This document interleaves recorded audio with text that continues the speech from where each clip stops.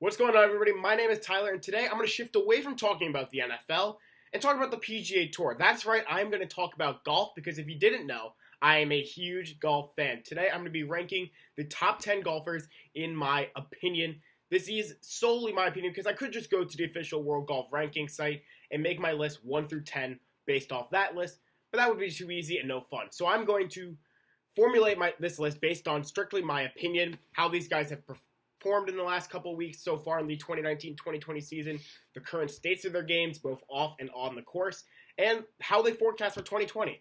Also, I'm solely going off their PGA Tour starts, as I know that some guys will play events and have had success on the European Tour, the Asian Tour, etc. So with all that out of the way, let's get it started. Coming in at number 10, we have Patrick Reed. So far, the 2019-2020 season has not been the kindest to Reed off the course necessarily.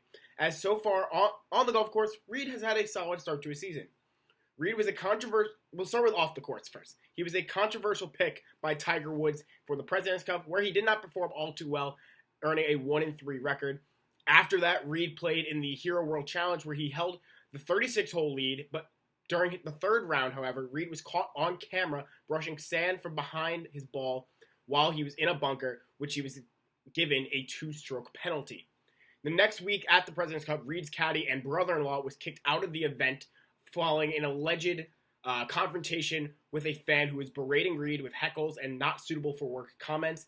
And now it just came out that Reed's lawyer sent a cease and desist order to Golf Channel's Brandel Chambly for repeatedly calling Reed a cheater for what happened at the Hero Road Challenge, although Reed states that he was not trying to cheat and it was simply an accident.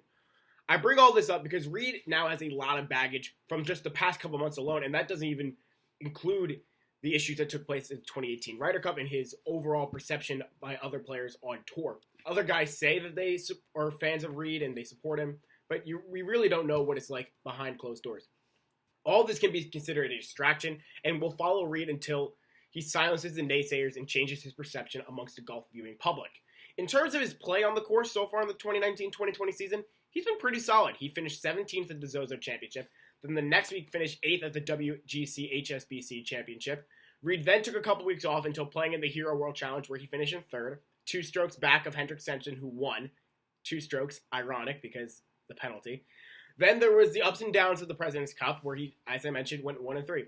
And then so far in 2020, he lost in a playoff to Justin Thomas at the Century Tournament of Champions, and last week missed the cut at the Sony Open. Ultimately, if Reed can limit the off-the-course issues, I think 2020 has the possibility to be a solid season for him. But limiting those off-the-course issues is going to be very, very tough for him. Coming in at number 9, we have Justin Rose. Rose has proven to be a very solid player over the course of his career. He's finished top 3 in every major at least once during his career, which includes a win at the 2013 U.S. Open. Rose also won the FedEx Cup back in 2018. He's currently 9th ranked player in the world according to the official World Golf Rankings. The reason why I cannot put Rose any higher, though, is because he hasn't played much so far in the young season here in 2019-2020. Rose has only played twice, finishing 28th at the WGC HSBC and then 5th at the Hero World Challenge. Rose also did not finish 2019 all too great, finishing 52nd at the BMW Championship and 26th at the Tour Championship. Do I think Rose could have a solid 2020 season? Yes. But he's just got to get on the course and start playing a little bit more in order to be ranked higher. And frankly, I think Rose, where he will perform the best, is going to be in the majors. So if he could do that by the end of the 2020 season, who knows? He might be numbers 8, 7, maybe even 6 in the world and a little bit higher on my list. But right now I have him at number 9. At number 8, we have Tiger Woods, another guy who has not played much this season, but when he has, Woods has been phenomenal. Woods won the Zozo Championship back in October, which was win number 82 for him during his career, tying Sam Snead for the most all-time in PGA Tour history.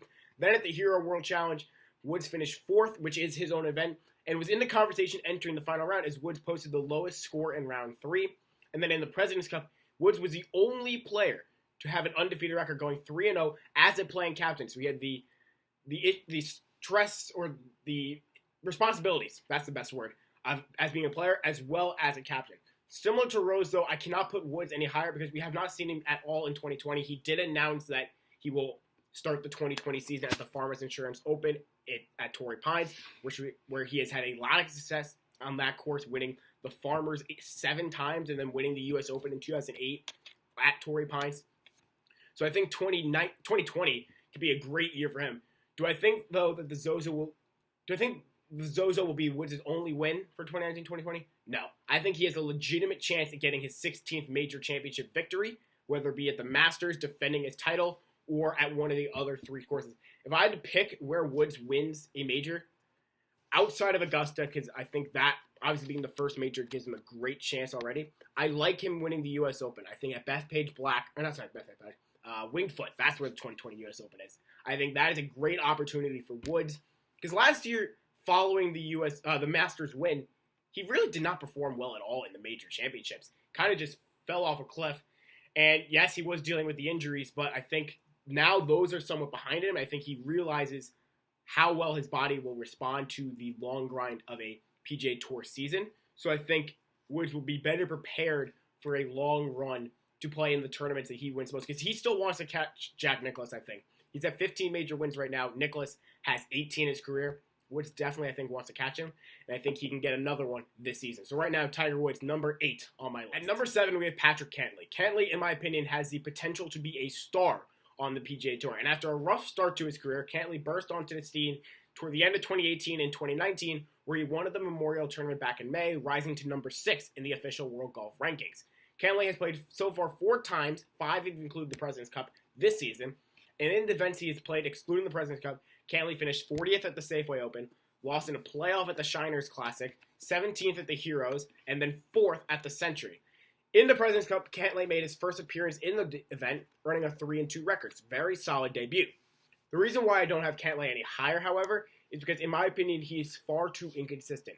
Granted, he is a tour professional. He is more consistent than I, but compared to the other guys in his list, he'll have stretches of weeks where he finishes in the top 5, then a 3 to 4 week stretch where he misses a cut or makes a cut but has no shot at winning. All the guys ahead of him, in my opinion, have shown that they can be more consistent week in and week out, especially in the big events. I think if Kenley can have some success in major championships, he could definitely rise higher on this list. But as of right now, I can only put him at number 7. At number 6, we have Dustin Johnson. Talent-wise, Johnson is one of the best in the game of golf. Year in and year out, he is one of the top players off the tee in all aspects. The former world number 1 currently sits in number 5 in the world, but can easily rise or fall with a strong performance in his next event. Johnson only has played once in 2020, coming in a tie for 7th at the Century Tournament of Champions. The issue is that DJ's only appearance so far this season outside of the President's Cup was that at the Century. And although he has played less than Kenley, Woods, and Rhodes, I have Johnson higher because, frankly, he's just flat out better, in my opinion, than those 3 players get from a skill standpoint. If I had to pick between those 4 guys who would have the lowest score one round regardless of the course, I think I would go with Johnson 99 times out of 100. Yeah, I would go Johnson more often than not, just because he's just more consistent than those guys. My issue with DJ is that I don't see with so much upside with him, especially in the majors. DJ is able to win the non-majors, but when it comes to major championships outside of the 2016 U.S. Open, he underperforms or he crumbles under pressure. He'll get a lead and then hand it away to someone else. I want to see DJ have more success in the majors, because if he wants to be considered one of the greatest of all time, that's where it's going to have to come. It's going to have to come at Augusta. It's going to have to come in the Open. It's going to have to come in the PGA. He's won the U.S. Open, but another win certainly wouldn't hurt. So as of right now, I can only put DJ at number 6. At number 5, we have Xander Schauffele. At 26, Schauffele has an extremely bright future ahead of him on the PGA Tour. Just this season alone, Schauffele has finished 10th at the Zozo and Hero World Challenge, then lost in a playoff for the WGC HSBC and the Century. He has also made his debut in the President's Cup this year, going 3-2. Schauffele is currently the number 8 player in the world, but has the potential to get to the number 1 spot at some point in his career. He's just that good. For the most part, Schauffele has performed well in majors, with his best finishes including ties for 2nd, a tie for 3rd, and a tie for 16th in the 4 major championships. Schauffele has performed in major championships to a good part. Now it's just a matter of time until he closes the deal on Sunday and wins. That's been his big issue. He gets into contention, but then can't seal the deal in the final couple of holes to win. He was in contention, I believe, at the 2018 U.S. Open. He was in contention at the Masters a couple years ago. U.S. Open, he's had some moderate success, I believe. And then at the PGA Championship, he was right there when Brooks Koepka and Tiger Woods were dueling it out. I think Schauffele was in contention the whole way. So I think now it's just a matter of time until he seals the deal and wins on a major championship Sunday and becomes a major champion and one of the top players in the game. So right now, though, I have Shaun Flay as number 5 player in my opinion. Number 4, we have Jon Rahm. Rahm is the player I am most excited for 2020, and ironically enough, I'm not a huge fan of Jon Rahm when I watch him, but I think he has the most potential to have the most success in 2020. So far, he's finished 2nd at the Hero and 10th at the Century. Currently number 3 in the world. Rahm, I think, has a lot of success for him in the future.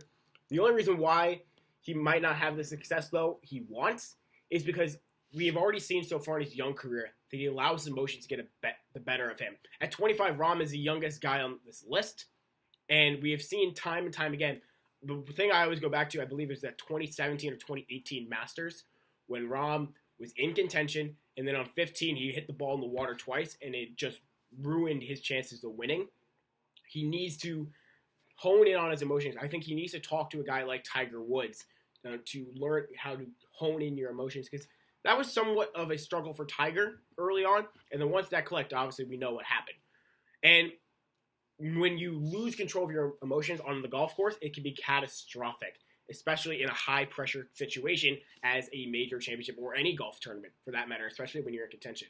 I will say right now, I do believe that Rahm wins at least one major in 2020. Which one, I don't know, but I think he has the potential to do it, and he's played well enough so far this season to make the thing so. Also, this year's a Ryder Cup year. Rahm will definitely be on the team, and I think given the success he had at the 2018 Ryder Cup, 2020 will be no different for Jon Rahm. So number 4 on my list, Jon Rahm. At number 3, we have Justin Thomas. Out of all the guys on this list, 2020 could not have started any better for Justin Thomas, who already has 2 wins on the year, winning at the Century and the CJ Cup. He also came in 4th at the Safeway Open, 17th at the Zozo, and 5th at the Hero. Then missed the cut last week at the Sony Open, which isn't great, but professionals have bad weeks too, even every now and then. JT also went 3-1-1 at the President's Cup and was very close to going 5-0. Ranking number 4 in the world currently, I have him higher than Rahm because just the start of the season he has had is far better than Rahm's. I can't put Thomas higher, though, because the guys in number 1 and number 2 have done it in the majors. Thomas does have one major win, winning the PGA Championship in 2017. But outside of that, he has not been victorious on major Sundays. And I think for Thomas, similar to a lot of other guys on this list, that is the one ultimate decider for him. I think Thomas right now has 11 or 12 PGA Tour wins in his career. Only one of those at a major championship. I think he needs to win some more in those major championship events to be considered in the upper echelon of golfing greats, because he's already there. He is part of this generation. He's one of the best of this current generation, along with guys like Rahm. Jordan Spieth has fallen off a little bit, but he's still up there. DJ, the guys at number 1 and number 2 on this list, who I'll tell you about in a moment. And I think JT, if he could win at least one major this year and then have success at the Ryder Cup and then win a couple other tournaments, he will definitely be number 1 in the world, or have a good shot at number 1 in the world.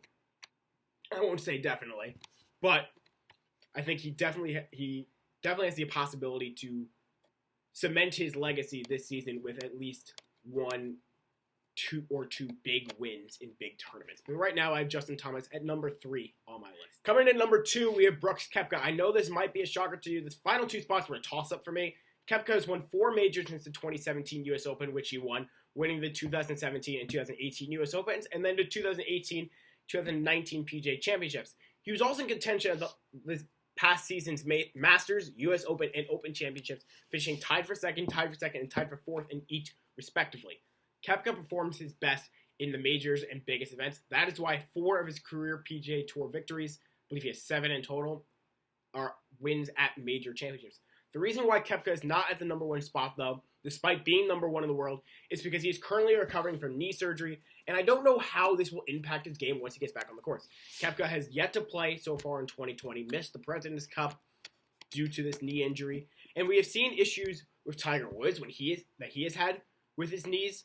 Granted, I don't know these knee issues are as severe as what Tiger's was, but with Koepka, who knows what will be the case, and will this ultimately alter his performance? Koepka might have to adjust how he plays because of the knee issue, some of the pain and discomfort that might come with it. So hopefully that's not the case, because I love watching Koepka play.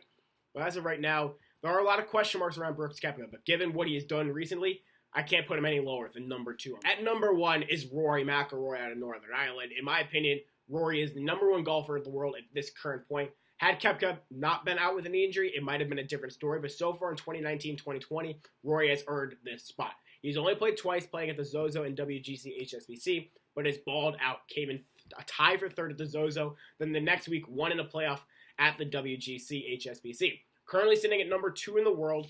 My only issue with Rory, similar to a lot of these guys, is the major championships. He has won 4 in his career, but has not won a major since winning both the PGA and Open championships back in 2014. All he needs is the Masters to complete the career Grand Slam. And he hasn't proven to me that he can win at Augusta National. He could win it virtually everywhere else, but hasn't shown it at Augusta. He's the defending FedEx Cup champion, which he has now won twice. He's the PGA Tour Player of the Year, which he won last year. He has won the Players. He's won 3 of the 4 majors, as I mentioned, but he just has to do it at Augusta National. I don't think this is his year to win at Augusta National, but only, I believe, 5 or 6 guys have won a major, completed the Grand Slam. Rory can do it. He just hasn't been able to show that he can at Augusta National. He has all the talent in the world, but in order to be considered one of the greatest in the games, he needs that win. Like this, a win at the Masters will put him in conversation for top 10 golfers of all time, strictly because he has done something that so few golfers have ever done in their career. So Rory McIlroy, number 1 golfer in the world, in my opinion, but there's still a lot to go for him to be considered one of the greatest golfers of all time.